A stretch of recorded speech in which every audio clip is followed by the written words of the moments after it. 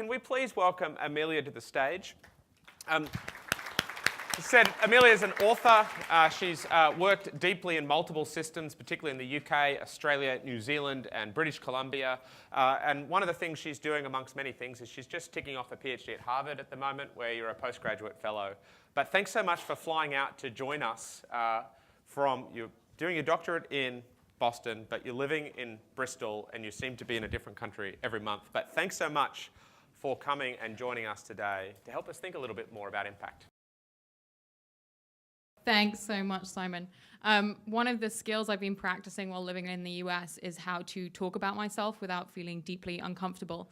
So I'm going to put that into practice now by explaining a bit how I got here and how I got really obsessed with this question. So when I was back in England working with Innovation Unit, I was involved with setting up one of the first randomized control trials with the Education Endowment Foundation. And we were trying to trial project-based learning, and a particular kind of project-based learning where we were bringing teachers over from high-tech high, pairing them with English teachers in UK schools, trying to adapt what they were doing to the UK context all at once. And it was very much like we were trying to build the plane while flying it, and it just did not fit with the kind of conditions you need to run an effective randomized control trial. But I was someone who, cared deeply about evidence and impact. I wanted us to be as rigorous as possible. So I was like, well, I'll go off and I'll do a PhD on these things. I'll do a PhD in policy and program evaluation.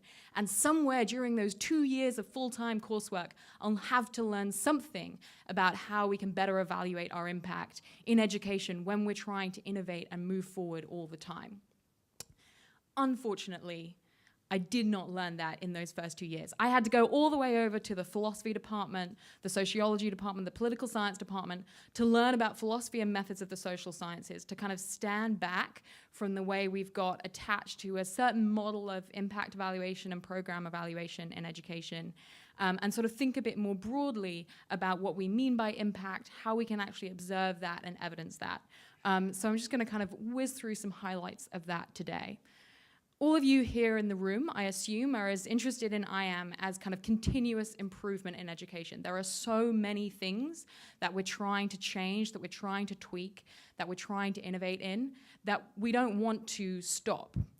But if we ask this question about impact, what we get in response is, well, there's these methods out there for how you evaluate your impact. This is what you do. This is how you do an experiment or you do a trial. You can learn about instrumental variables. You can learn about discontinuity designs. There's many different ways, but they all require you to stop what you're doing, define one little thing, and then spend 1 to 2 years evaluating that thing before you can move forward. And that's just not compatible with the kind of work that you're all trying to do in this room. So we need a different kind of lens from program evaluation. We need some other way of thinking about how you can investigate your impact as you're going along. And the main difference when we turn to this different lens is that we're going to be thinking in terms of context, that we are in a particular context. Each of you is working within a particular context, and the impact that you have is all about what you're doing and how that's interacting with your particular context. And that's different from program evaluation because when we do a program evaluation as researchers, we're trying to eradicate the effects of context. We're trying to just hone in on the impact of the program and not all of those interactions with the environment. But you have the opportunity to really focus purely on that question of interaction with your context and environment and how what you are doing is interacting with your environment to have an impact on young people. So, what do we really mean by context? What I'm talking about with context is primarily sort of the communicative context. So, whenever you say something, whenever you're doing something, your students are interpreting it in relation to their prior knowledge, their prior experience, the kind of social and emotional environment they're in. So let's think about this in relation to 2 classrooms. These are 2 places I've been lucky to spend some time hanging out in. This is Kay's classroom. This is in British Columbia in Canada. It's a particular kind of classroom. It's a high school class, but the students spend all their time just learning in that classroom. Over half the students have an individualized educational plan, so they have some kind of special educational need. Many of the others are in the class because they really just didn't sit well with school previously, or they had problems at home that had meant that they had been out of school for a long time. So there's many different kinds of kids with very different needs in the class.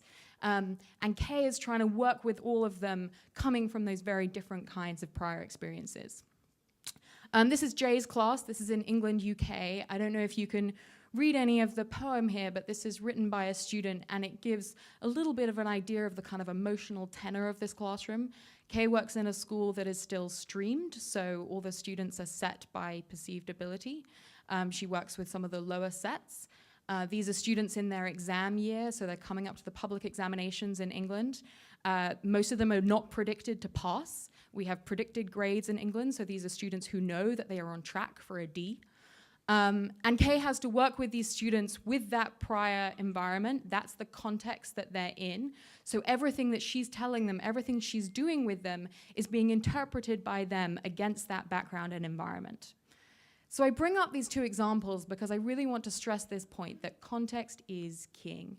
Every aspect of the impact that you're having is about what you are doing and how that is interacting with an environment and then being interpreted by your students to create what they take in.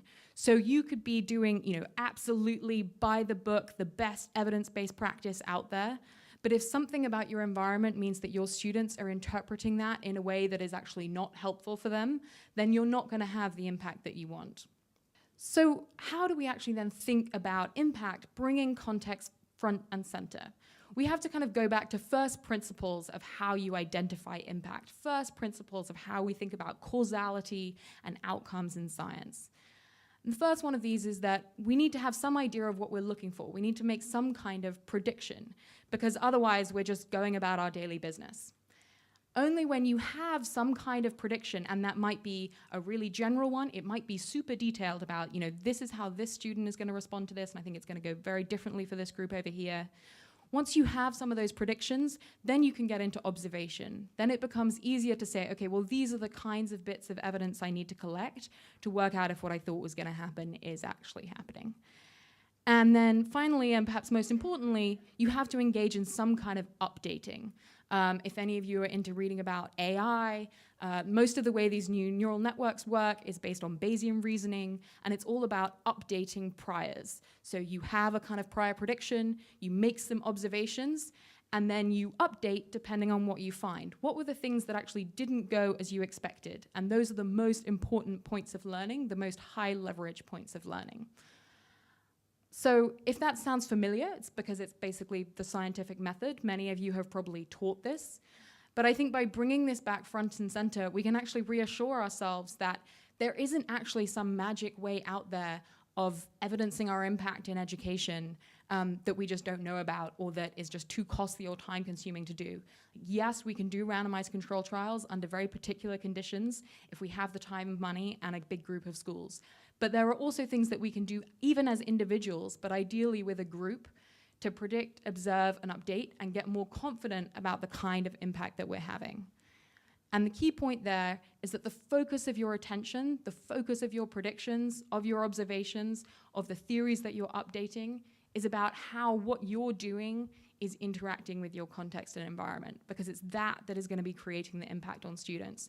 And if you've got a blind spot about all those aspects of the social and emotional environment that are actually changing the course of what you're doing before it gets interpreted by your students, then your predictions and observations and theories are always going to be a little bit off.